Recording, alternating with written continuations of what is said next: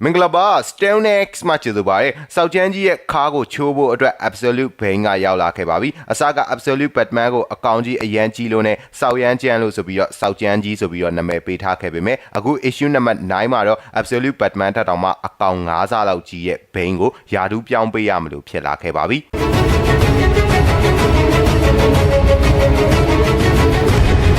I am vengeance. I am the night. I am Batman.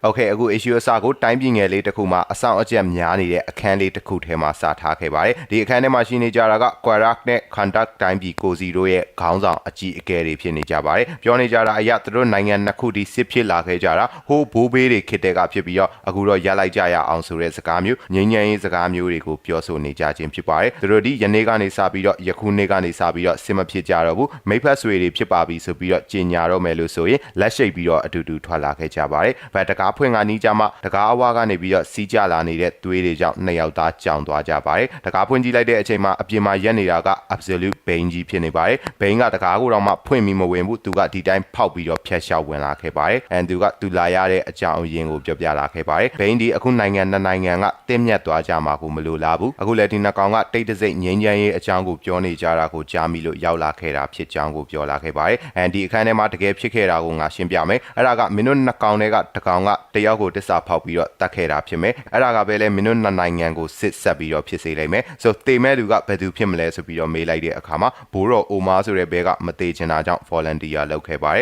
ဒါကြောင့်ဘိန်းဒီနောက်တစ်ကောင်ကိုခေါင်းကနေကင်ပြီးတော့ခြေပြီးတပ်ပစ်လိုက်ပါတယ်အန်ဆဘီကြံခဲ့တဲ့အိုမာကိုကင်ရင်းနဲ့ဒီနေ့ပဲမင်းကစစ်ကြေညာတဲ့ထုတ်ပြန်မှုကိုလုပ်ရမယ်မင်းရဲ့ခေါင်းဆောင်မှုကိုမင်းရဲ့ပြည်သူတွေကယုံကြည်ကြတယ်ငါလည်းယုံကြည်တယ် overall တကယ်တော့လဲကဘာကြီးမှာငြိမ်းချမ်းရေးဆိုတာကငါတို့ကောင်းကင်မှာစိတ်ကူးယဉ်ပြီးတော့ရေးချစ်တဲ့ပကြီးကားတစ်ချက်ပဲဆိုပြီးတော့ပြောသွားခဲ့ပါတယ်တစ်စက်တည်းမှာပဲအခုလိုကိစ္စတွေကိုသူ့ကိုခိုင်းနေတဲ့သူ့ရဲ့ boss စီကနေပြီးတော့ဘိန်းစီကိုဖုန်းဝင်လာခဲ့ပါတယ်ဂေါ်တမ်မြို့ဟုတ်လားငါလာပြီထွက်လာပြီဆိုပြီးတော့ပြောတာကိုမြင်လိုက်ရပါတယ်တစ်ဖက်မှာတော့ဂေါ်တမ်မြို့မှာတငယ်ချင်းဝေလန်ပျောက်သွားခဲ့တာကနှစ်ပတ်တောင်ရှိနေပြီဖြစ်တာကြောင့်ဘတ်မန်ကတရေပူးလိုကိုတောင်းညံနေပါတယ်ဂေါ်တမ်မြို့ရဲ့ underworld ဒူစီရိုက်သမားတွေအကုန်လုံးကိုဘာအဖွဲ့ညာအဖွဲ့တွေခွဲမနေပဲနဲ့အကုန်ပတ်ကျုံနေပါတယ်မင်းညာကဆိုရင်လူတွေကိုရိုက်တာကဂေါ်တမ်မြို့ရဲ့စေးရုံကားတွေရှိသမျှအကုန်ကုန်တဲ့အထိပဲနောက်ဆုံးတက္ကစီတွေပါငားပြီးတော့ပို့ရတဲ့အထိဖြစ်ကုန်ပြီနောက်ဆုံးဒဏ်ရာရတဲ့သူတွေကိုစိုက်ကားတွေနဲ့ဆေးရုံပို့ရတဲ့အထိကိုဘတ်မန်ကမြို့ထဲမှာဘသူ့ကိုမှညတာခြင်းမရှိဘဲနဲ့တောင်းညံနေပါတယ်ဒီမှာစိုက်ကားနေနေတဲ့စေတနာဝန်ထမ်းကလည်းတခြားသူမဟုတ်ဘူး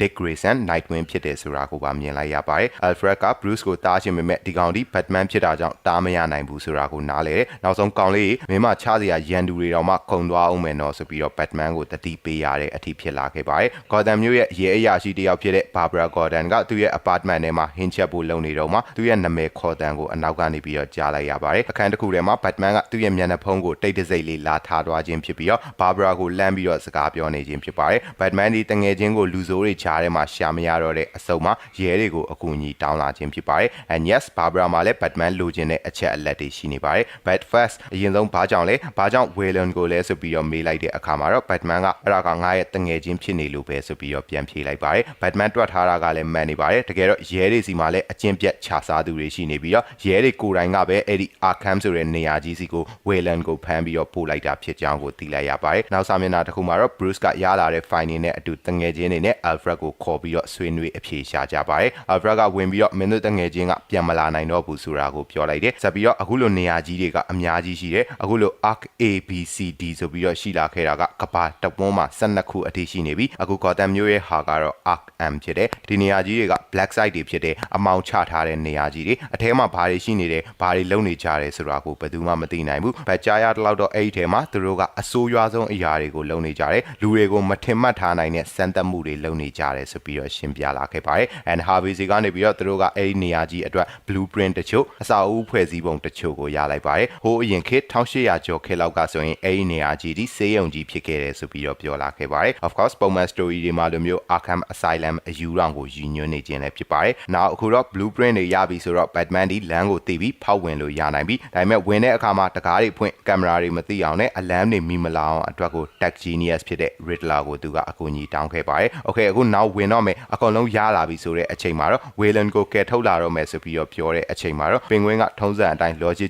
ကြတွေးပြီးတော့ဖြတ်လာနိုင်တဲ့မကောင်းတဲ့အရာတွေကိုရှင်းပြတယ်။မင်းတို့ယူနေလားဆိုပြီးတော့မေးလိုက်တဲ့အချိန်မှာတော့ Bruce ကပေါက်ခွဲလွတ်ထွက်သွားခဲ့ပါတယ်။စပွဲကိုပိတ်ထူးပြလိုက်ရင်မင်းတို့ပဲဒီ Batman ဆိုတဲ့ကိစ္စတွေမှာပါဝင်ခြင်းနဲ့ဆိုပြီးတော့အတင်းပြောခဲ့တာအခုဒါက South Batman ရဲ့ကိစ္စပဲအခုလိုမျိုး NDA တွေရှိမှာပဲဆိုပြီးတော့ပြန်ပြီးပြောလိုက်ပါတယ်။ Dan Comic က flashback အနေနဲ့ Bruce နဲ့ Wayland တို့ကြားက friendship ပို့ပြီးတော့ယဉ်နီးတာကိုပြသွားခဲ့ပါတယ်။ Bruce က Selina Kyle နဲ့အိယာပေါ်မှာအတူတူရှိနေပြီးတော့ဓမြတိုက်လာတဲ့ပတ်စံတွေပေါ်မှာရေတွင်းတူးနေကြခြင်းဖြစ်ပါတယ်။ဗတ်ကြီးတော်မှတစ်စက်မထွက်လိုက်သေးဘူးတကားခောက်တန်ပြင်းပြင်းကိုကြားလိုက်ရပါတယ်။ Bruce ကတကားဖွင့်ပေးလိုက်တဲ့အချိန်မှာတငယ်ချင်း Wayland ဖြစ်နေတယ်။ Wayland ကပျော်ပြီးတော့စိတ်လှုပ်ရှားပြီးတော့အခန်းထဲပြေးဝင်လာခဲ့တယ်။သူဒီ boxing ပွဲတစ်ခုကိုချိန်မိပြီးဖြစ်ကြောင်းနဲ့အဲ့ဒီပွဲအတွက်သူ့ကို train ပေးပါဆိုပြီးတော့ Bruce စီမှာလာပြီးတော့အကူအညီတောင်းခြင်းဖြစ်ပါတယ်။လက်ရှိအချိန်ကိုပြန်ရောက်တဲ့အခါမှာတော့ Batman ကရေကူးပြီးတော့ Arkham စီကိုတွားဖို့အတွက်ပြင်ဆင်နေပြီး Alfred ကလာတားချင်ခဲ့တဲ့တခုခုကိုပြောပြချင်ခဲ့တယ်။ Bat ဘာမှမဟုတ်တော့ဘူးကံကောင်းပါစေဆိုပြီးတော့ဒါပြောရင်းနဲ့ Bruce ကိုရေအောက်စီကိုထွက်လာစေခဲ့ပါတယ်။ Batman ကအတွင်းကိုရောက်တဲ့အခါမှာတော့မျက်လုံးပြူးသွားခဲ့တယ်။သူမြင်နေရတဲ့အရာတွေ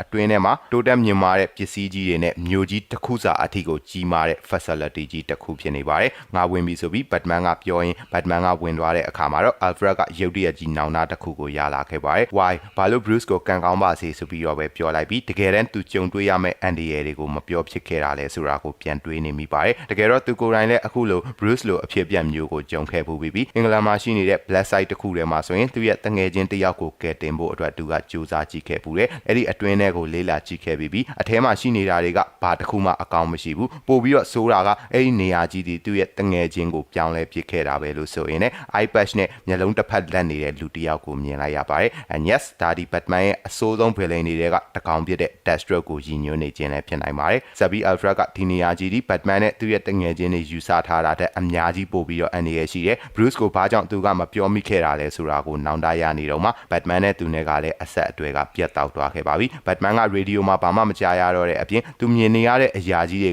ဘာမှန်းတော့မသိတော့ဘူးဆိုပြီးတော့ပြောရင်ရေခဲအရိုက်ခံထားရတဲ့လင်းတို့လိုအကောင်ကြီးကိုမြင်လိုက်ရပါတယ်။ Maybe ဒါကအခု Absolute Universe ရဲ့ Man-Bat version လည်းဖြစ်နေနိုင်ပါတယ်။ Alfred ကြားရလားဆိုပြီးတော့ Batman ကပြောနေပေမဲ့တစ်ဖက်မှာပြန်ဖြေမဲ့လူရှိမနေတော့ပါဘူး။ And Batman ရဲ့အနောက်ကနေပြီးတော့ Hello ဆိုတဲ့စကားအတန်တစ်ခုနဲ့အတူ Bane ဆိုတဲ့မကောင်ဆိုးဝါးကြီးကလည်းရောက်လာခဲ့ပါပြီ။ချက်ချင်းပဲ Batman ကိုဒီကောင်ကစောင့်ကန်ပြလိုက်တယ်။ Batman ကသူ့ရဲ့အတောင်ပံနေနဲ့အချွန်နေနဲ့ Bane ရဲ့ရင်ဘတ်ကိုထိုးဆိုင်လိုက်ပေမဲ့ဟိုဘဲကထိသွားပုံတော့မပေါ်ဘူး။ဘာမှမဖြစ်သွားခဲ့ပါဘူး။ဆက်ပြီး Batman ကထိုးတဲ့ထိုးချက်တွေအကုန်လုံးကိုဒီကောင်ကကာတော့မကာဘူး။ဒါပေမဲ့လက်မောင်းတွေခြေထောက်တွေရဲ့ထိုးချက်တွေလာတဲ့အခါမှာအဓိကအကျော်တွေကိုသူ့ရဲ့လက်ညိုးလေးတစ်ချောင်းနဲ့ပဲထိလိုက်ခြင်းက Batman ရဲ့လက်တွေခြေထောက်တွေကိုလုံမရတော့ဘူးဖြစ်သွားစေခဲ့ပါတယ်။အခုဆိုရင် Batman မှာလှုပ်လို့ရနိုင်တာကခြေထောက်တစ်ဖက်ပဲရှိတော့တယ်။ Batman ကလည်းမလျှော့သေးဘူး။ငါမှရှိတဲ့ခြေထောက်တစ်ဖက်တည်းနဲ့မင်းရဲ့ဖင်ကိုငါကန်တိတ်လို့ရတယ်။အရေးတွေထိုးရတဲ့အကောင်ကြီးဆိုပြီးတော့ပြောလိုက်ပါတယ်။အဲ့ဒီအချိန်မှာတော့ Bane ကရည်တယ်။ငါအခုထိဘာအရေးတောင်မှမထိုးရသေးဘူးဆိုပြီးတော့ပြောလာတယ်။ Batman သိချင်ငါထိုးပြမယ်ဆိုပြီးတော့ပြောပြီး Bane ရဲ့အဓိကအစိမ်းရောက်အရေးတွေကိုသူ့ရဲ့ခန္ဓာကိုယ်ထဲကိုထိုးထည့်ပစ်လိုက်ပါတယ်။ Batman တော့မှလမ်းဖြန့်သွားပြီးတော့မင်းကဘာအကောင်ကြီးလဲဆိုပြီးတော့မေးလိုက်တဲ့အခါမှာတိတ်ပြီးတော့နောက်ကျသွားခဲ့ပါပြီ။ Bane ကအရက်10ပေလောက်မြင့်သွားခဲ့ပြီးတော့ Batman လိုအကောင်ကြီးကိုတော့မှ